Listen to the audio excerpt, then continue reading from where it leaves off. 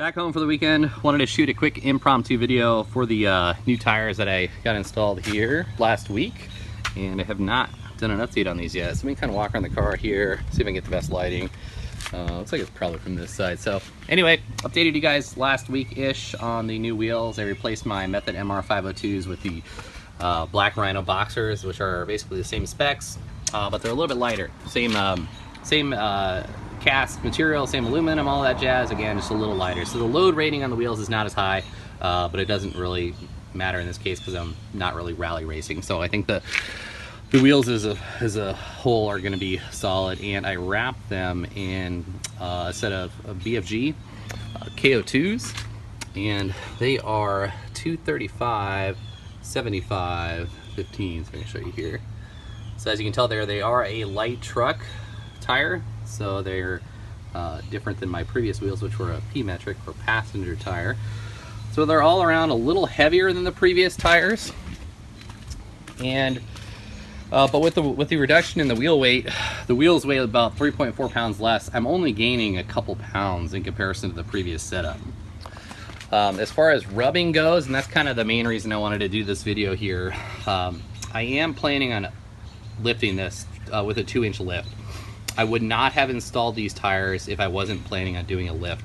I've heard guys say that you can fit 29s, which these are basically a 29-inch wheel. If you punch them in on like a tire size calculator, it'll tell you 29 even, but they vary from manufacturer to manufacturer, model to model, size to size, etc. So these are actually like 28.9 or 28.8 or something like that for all intents and purposes. We'll just call it 29 inches. So the 2014 and up Foresters can handle the 29-inch tires, which is nice because the previous models could not do that without looking at some serious lifts. The biggest issue here on the Subarus really comes down to mostly fitment here. This is the rear wheel, the front of the rear wheel contacting this area right here, and we still got a good, you know, full-on thumbs width in there, so it's solid. So that's really not an issue, but I am running into some rubbing with the stock suspension, which is what's on here now. Mainly on the inside of my mud flap here, which I trimmed for my previous set of tires. It does kind of catch there. I think if this mud flap wasn't there, it'd probably be okay, but it definitely makes contact right there when I'm turning sharp, kind of close to full tilt. And then I'm pretty sure it's also making some light rubbing on the fender liner here. Again, nothing super major. The main issue I found, especially this past weekend, again, let me come to this side, is over this past weekend for 4th of July, we loaded this thing down. Had the roof Thule on it, I got the roof rack and all that jazz, and the dog and the cat and the baby and the wife in the back and all that stuff, she was sagging pretty good. So I bet this sagged down at least another inch, if not a hair more. And when we hit some hard bumps going down the highway, I would get a little bit of rubbing noise, and you can tell it was actually impacting right here. So with all that weight, with the extra tire size, it was contacting what I would call, I don't know, some part of the fender liner, and I don't love that. So basically what I'm saying here is, for that reason and for the reasons I mentioned above, yes, these tires will fit with stock suspension, but I personally would not recommend doing a 29-inch tire on a stock Forester at all, really. I would not do it. So I would recommend a lift if you're going to go this size. I know guys say that, hey, you can fit these without a lift, and it is true, but you're likely going to have some rubbing. And when you get off-road, say you do go off-roading with this setup here without a lift, that rubbing could potentially even be much worse, because, you know, once this thing starts weights transferring, going to each and every different wheel. I've seen pictures of these tires on Foresters that are doing that, and, like, you know, that fender in the rear is like down here, you know, so you're gonna have a lot more rubbing in that scenario. So anyway, wanted to update you guys there on the tires, give you some information for anyone looking for them. I will note one last thing here, and I'll let you guys go. I did look at a large variety of tires. There's like two kinds of people in the world. I feel like guys who are just kind of like, you know, they feel like it's a pain in the ass to buy tires, and then guys like me who really like getting new rubber, and don't really see it so much as an expense, but more of like an upgrade that's kind of fun. But also I kind of get into the rabbit hole of different tires every time I do it, and I go back and forth for the longest time, and there's a lot of, you can see this, these are dirty, there's a lot of very subjective and opinionated reviews out there. You'll find guys who love a certain tire, and then they, you know, hate the next one. So it's kind of hard to find the information, the objective information that I really want.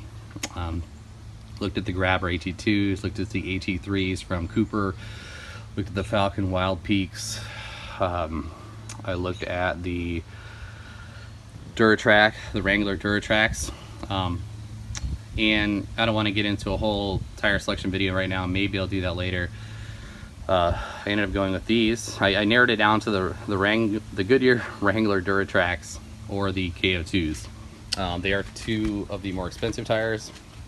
I think pretty much any size you look at when it comes to the all-terrains. But I think with this, the BFGs, the big thing is they're a really good all-around all-terrain tire that has really good sidewall protection. They also look aggressive, which I don't really care so much about the looks, but it is kind of nice that they got that look. But functional wise, the sidewalls in these tires are just crazy tough in comparison to a lot of their stuff out there. So because of road noise, and I didn't really want to get too bothered with rotating tires every 3,000 to 5,000 miles really anally, like I probably would need to do on the Duratracks, since they're a bit softer, kind of more of a cross between an all-terrain and a mud.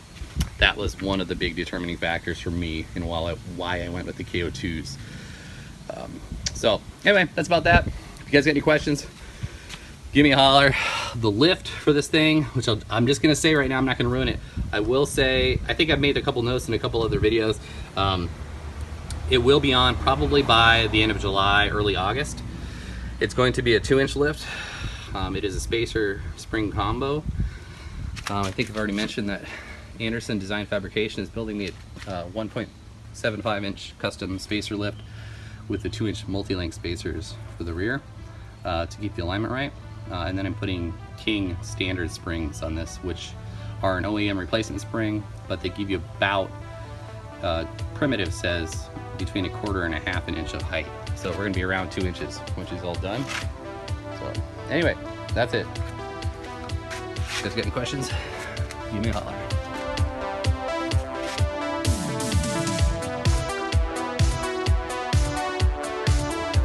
And bam! What is that gap? And yellow, you say? Well, since I shot that video, she's been officially lifted. So stay tuned. I'll give you guys more information and a full look in the next vid. It's pretty slick. Check back.